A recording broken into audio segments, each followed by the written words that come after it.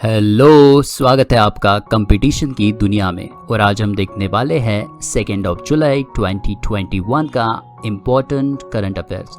Basically 5 important topics को हम यहाँ डिस्कस करेंगे जो हमें सबसे ज़्यादा इम्पोर्टेंट लगते हैं। तो चलते हैं पहले टॉपिक की तरफ। 2 जुलाई का जो सबसे पहला इम्पोर्टेंट न्यूज़ है वो चेस जगत से है। चेस जगत में एक कमाल हो गया है।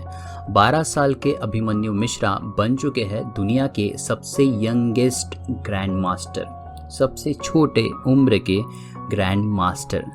इसके पहले ये किताब जो था वो था सर्जी काज़ाकिन के नाम पर। सर्जी काज़ाकिन ने ये किताब 12 साल और 7 महीनों की उम्र में हासिल किया था, लेकिन अभिमन्यु ने उनका रिकॉर्ड तोड़ दिया है और उन्होंने ये किताब 12 साल 4 महीने और 25 दिन में ही हासिल कर लिया है।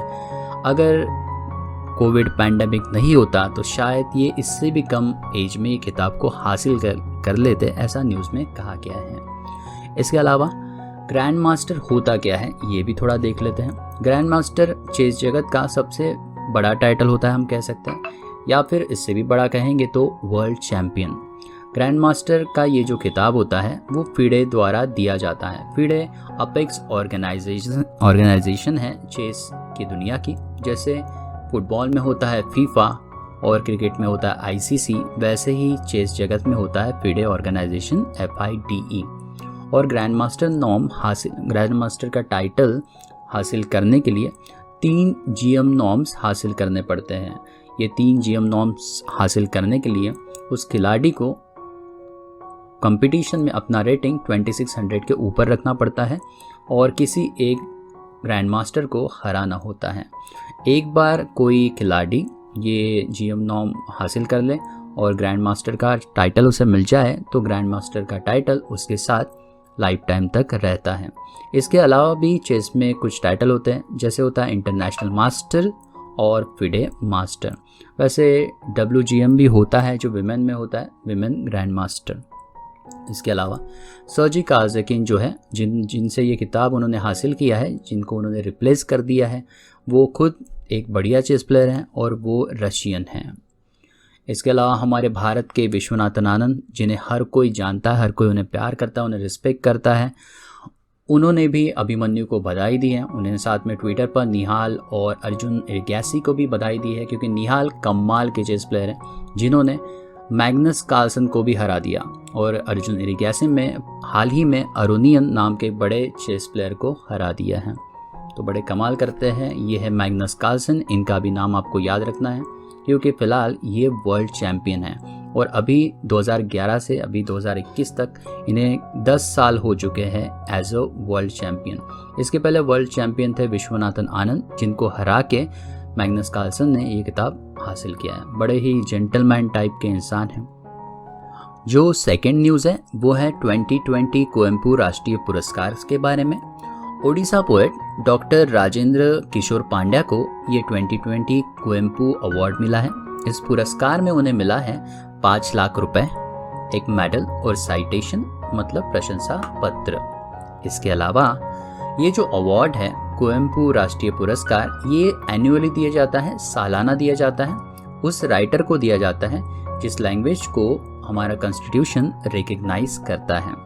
तो ऐसे लैंग्वेज में लिखने वाले राइटर्स को ये पुरस्कार मिलता है।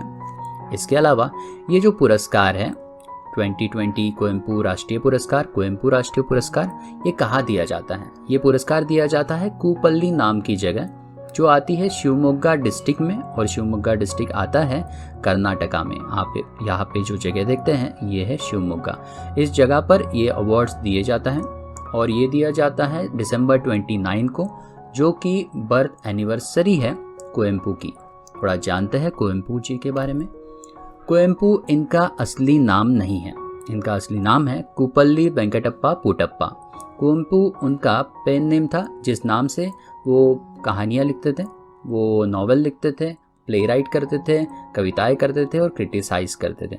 इसके अलावा कुवेंपु के बारे में एक और ख़ास चीज़ है, ये पहले ऐसे कन्नड़ा राइटर थे जिन्हें ज्ञानपीठ अवार्ड मिला था। तो first Kannada writer who got Jnanpith award was Kuvempu that is Kuppali Venkatappa Kutappa. तो ये आपको याद रखना चाहिए।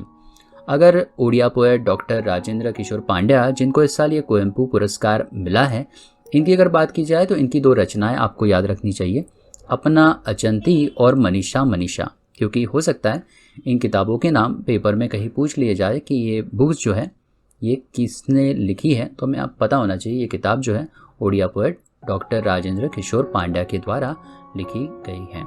3rd पॉइंट है वो है वर्ल्ड बैंक और कोविड वैक्सीन को लेके। वर्ल्ड बैंक ने $8 बिलियन more डॉलर्स ऐड कर दिए हैं कोविड-19 वैक्सीन के लिए। वर्ल्ड बैंक ने घोषणा की थी कि वो $12 बिलियन देंगी कोविड वैक्सीन बनाने के लिए, लेकिन अभी उन्होंने नई घोषणा की है कि वो $8 बिलियन उसमें और ऐड कर देंगे। तो टोटल अमाउंट जो हो जाएगा वो हो जाएगा $20 बिलियन और ये पैसा खर्च होगा कोविड-19 वैक्सीन्स बनाने के लिए, और ये वैक्सीन्स दी जाएंगी डेवलपिंग कंट्रीज़ को। तो डेवलपिंग कंट्रीज़ क्या है ये भी हमें जानना होगा, और हम जानते हैं कोविड-19 क्या है, जो पैंडमिक चल रहा है आजकल हर कोई उसे जानता ही है। तो बात करते हैं ये जो $20 बिलियन दिए हैं जिससे कि कोविड-19 वैक्सीन्स बनेगी और ये वैक्सीन्स दी जाएंगी डेवलपिंग कंट्रीज़। तो एक मोटा मोटी बात करते हैं कि डेवलपिंग कंट्रीज़ होती क्या है। डेवलपिंग कंट्रीज़ उसे कहते हैं जिसका लेस डेवलप इंडस्ट्रियल बेस है, जहाँ पे इंडस्ट्रीज़ इतनी अच्छे से डेवलप नहीं है, हमारे देश भी शायद इसमें ही आए। और दूसरा लो ह्यूमन डेवलपमेंट इंडेक्स है, ह्यूमन डेवलपमेंट इंडेक्स में जिसका नंबर बहुत नीचे आता है। तो हमारा देश जो है इंडिया, हमारा ह्यूमन डेवलपमेंट इंडेक्स में रैंक आता है 131 रैंक है 189 कंट्रीज़ में, तो काफ़ी पीछे है। इसलिए हमारा देश भी लो इनकम कंट्री में आता है, लेस डेवलप इंडस्ट्रीज में आता है, या डेवलपिंग कंट्रीज़ में आता है, ऐसा हम कह सकते हैं।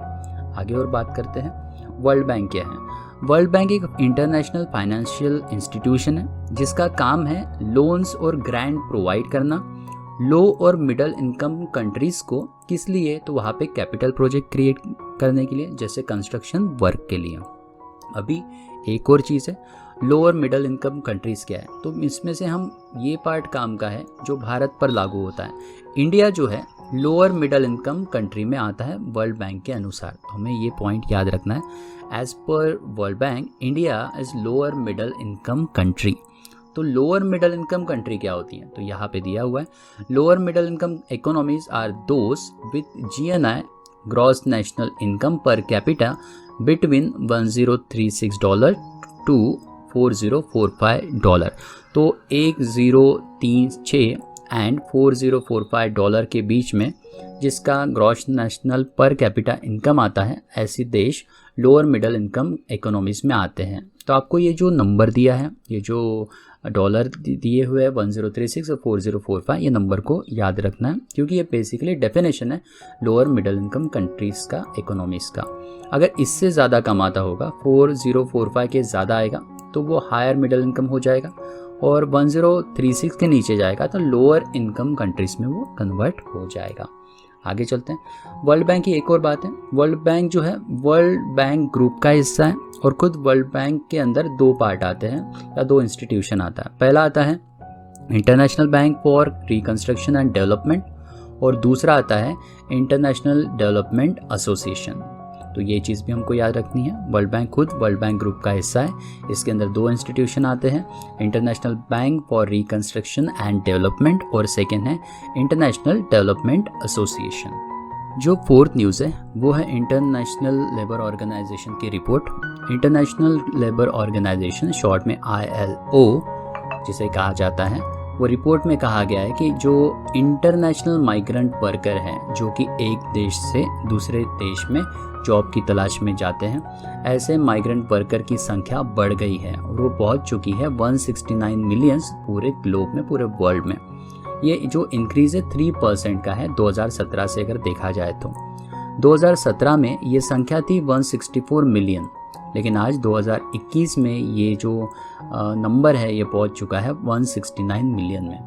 और इनमें भी जो यूथ माइग्रेंट वर्कर हैं, मतलब जिनका एज 15 से लेकर 24 साल के बीच में आता है, ऐसे माइग्रेंट वर्कर की संख्या में भी बढ़ोतरी देखी गई है और वो इंक्रीज़ है 2% का 2017 से लेके। अभी एक और चीज़ है, जब ये माइग्रेंट वर्कर अपना देश छोड़ के किसी और देश में जाते हैं तो वहाँ पे उन्हें कई चीज़ों का सामना करना पड़ता है। पहले तो उन्हें ठीक से जॉब नहीं मिलता, तो टेम्परेरी जॉब्स होते हैं, इनफॉर्मल जॉब्स होते हैं, इनका कोई लीगल प्रोटेक्शन नहीं मिलता।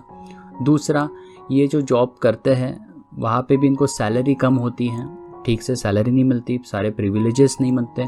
महिलाओं के केस में तो ये और भी भयानक सिचुएशन क्रिएट करती हैं।